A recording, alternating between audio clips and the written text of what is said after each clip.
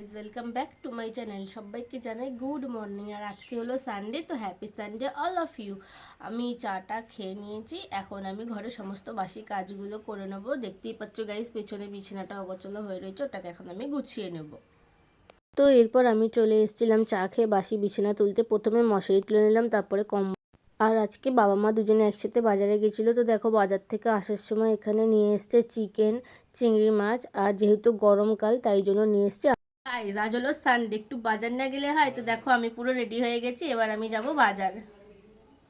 আমি রেডি হয়ে বাইরে বেরিয়ে দেখি সোনা আর ছোটনদা দুজনেই চলে এসেছে। এরপর আমরা বাজারে পৌঁছে গেছিলাম। আজকে যেহেতু সানডে তাই দেখো বাজারে কত ভিড়। প্রথমে আমরা চলে গেছিলাম সবজির বাজারে। এখানে দেখো গরমের যা যা সবজি পাওয়া যায় সেইগুলোই রয়েছে। আমরা এই সবজি বাজার থেকে নিয়েছিলাম মাশরুম, পাট শাক আর অন্যান্য অনেক কিছু। এরপর আমরা মাছ বাজারে চলে গেছিলাম।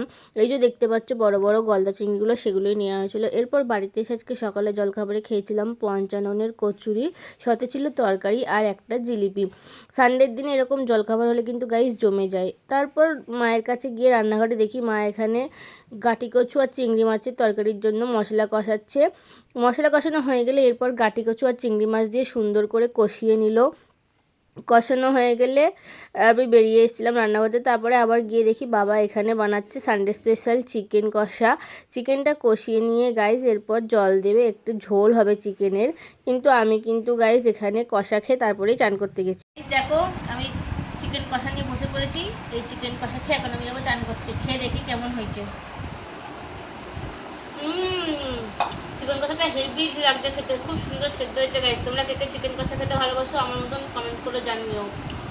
তো আমি চান টান করে চলে এসেছি। এরপর দেখো একটা ঘটিতে জল আর ফুল নিয়ে যাচ্ছি তুলসী ঠাকুরকে জল দিতে। এইটা হলো গাইজ দেখো আমাদের তুলসী মঞ্চ। এরপর আমি তুলসী ঠাকুরকে ভালো করে জল দিয়ে পুজো দেব। এই যে আমি তুলসী ঠাকুরকে জল দিয়ে নিচ্ছি। তুলসী ঠাকুরকে জল দিয়ে ওনাকেও ফুল দিয়ে দিলাম। ওনাকে ফুল দিয়ে তারপরে ভালো করে জল দিয়ে তুলসী মঞ্চটা ধুয়ে দেবো, কারণ রোজই ধূপকাঠি জ্বালানো হয়, একটু ছাই পড়ে। সেই জন্য গাইস রোজই জল দিয়ে ভালো করে ধুয়ে দিলে আর নোংরাটা থাকে না। তারপর আমি চলে এসেছিলাম ঘরে। এসে আমি সুন্দর করে প্রত্যেকটা ঠাকুরকে ফুল দিয়ে সাজিয়ে নিচ্ছিলাম। নিয়ে এখানে আমি পুজো দিয়ে নিচ্ছিলাম।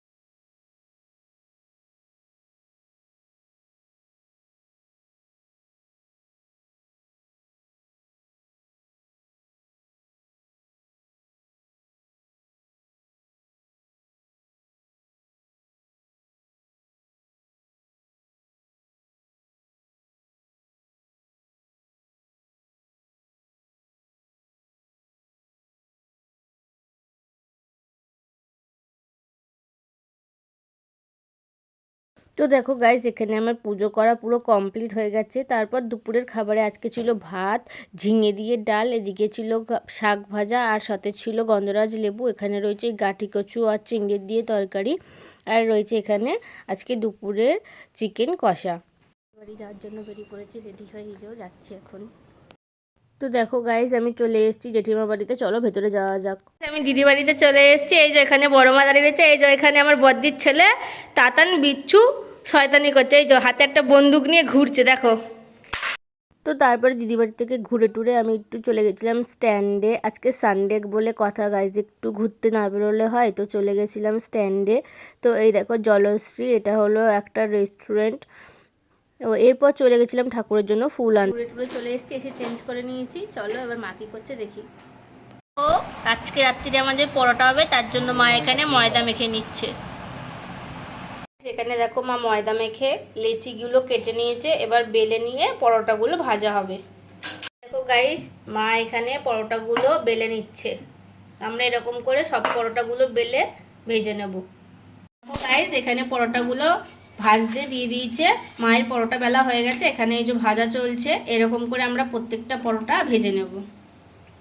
তো তোমরাও এরকম করে লাল লাল করে তেল দিয়ে পরোটাগুলো সুন্দর করে ভেজে নেবে। এরকম লাল লাল করে পরোটাগুলো ভাজলে কিন্তু খেতে খুব টেস্ট হয় আর পরোটাগুলো অনেক নরমও হয়। আজকে সানডে স্পেশাল ডিনারে ছিল পরোটা, চিকেন কষা আর দেখো এখানে রয়েছে মিষ্টি। আজকের মতো এখানেই গাইস, তোমাদের সবাইকে জানাই গুড নাইট। আর আমার ভিডিওটা ভালো লাগলে অবশ্যই আমার পাশে থাকবে আর আমাকে সাপোর্ট করবে। টাটা।